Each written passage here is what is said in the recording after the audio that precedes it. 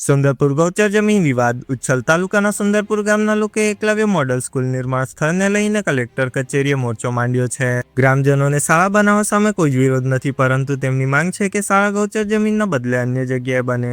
જે ગૌચર જમીન survey number 3 ફળિયામાં આવે છે, ત્યાં હાલમાં યુવાનો માટેનું રમતગમત મેદાન, 100 વર્ષ જૂનું હનુમાન મંદિર અને કેટલાક ગરીબ પરિવારોના ઘરો આવેલા છે. ગામમાં 400 થી વધુ પશુઓ છે, જેમના અસ્તિત્વ માટે આ ગૌચર જમીન બચાવવી અનિવાર્ય છે. ગ્રામજનોની એક મોટી રજૂઆત એ પણ છે કે આ ગામ સર્વેમાં નથી આવતું, છતાં અહીં ગૌચર જમીન પર બાંધકામનો આગ્રહ કેમ રખાઈ રહ્યો છે. લોકોની માંગ છે કે શાળા નજીકની 16 હેક્ટર સરકારી પડતર જમીન પર શિફ્ટ કરાય. કલેક્ટરે તપાસની ખાતરી આપી, પરંતુ જો માંગ નહીં સંતોષાય તો ગ્રામજનોએ ગાંધી ચિંધ્યા માર્ગે ઉગ્ર આંદોલનની ચીમકી ઉચ્ચારી છે.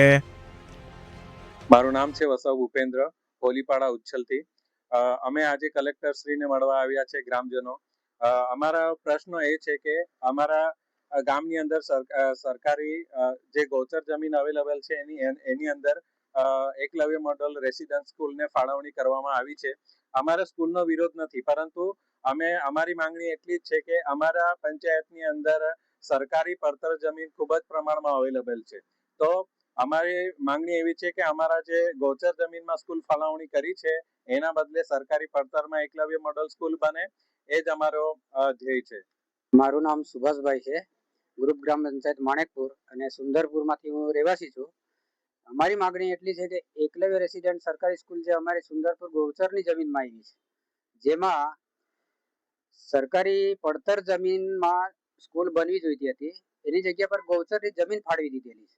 અને એ જમીનનો ઉપયોગ અમે ક્રિકેટ ગ્રાઉન્ડ વત્તા મંદિર અને 3-4-5 ઘર પણ અંદર આવી ગયેલા છે ગૌચરની જમીનની અંદર. અને ક્રિકેટ ગ્રાઉન્ડ એટલો બધો અમે છોકરાઓ ગ્રામમાં ઉપયોગ કરે છે કે જેઓ આજે મારો પોતાનો છોકરો સીઆરપીએફમાં એ ગ્રાઉન્ડનો ઉપયોગ કરીને આજે સરહદ પર ભરતી થઈને છે ને સરહદ પર રક્ષા કરે છે. અને આગળ જતા આવા છોકરાઓ ટેલેન્ટ હોય ગામમાં, અને ટેલેન્ટ છોકરાઓ ભણી ગણીને આગળ વધે એના માટે ગ્રાઉન્ડ એક જ રહેલું છે, તો એ ગ્રાઉન્ડને અમે બચાવવા માંગીએ છીએ. અને સરકાર ગમે ત્યાં સરકાર આપણે સ્કૂલ બનાવે, અમારો એનો કઈ વિરોધ નથી, પણ અમારી પડતર જે જમીન છે સરકારી જમીન, એ 16 હેક્ટર જેટલી પડતર જમીન માણેકપુરમાં છે અને અમારા સુંદરપુરથી ખાલી 2 કિલોમીટર આગળ છે અને નિઝર હાઈવે ઓળંગવાનું છે, બસ એટલું જ છે, બીજું કઈ છે નહીં. તો એ આ જમીન અહીંયાથી છોડી દે અને આ સરકારી જે સ્કૂલ છે તે સ્કૂલ સરકારી પડતર જમીન માણેકપુરની અંદર એ લોકો બાંધકામ કરી નાખે તો અમને એનો કોઈ જાતનો વિરોધ નથી.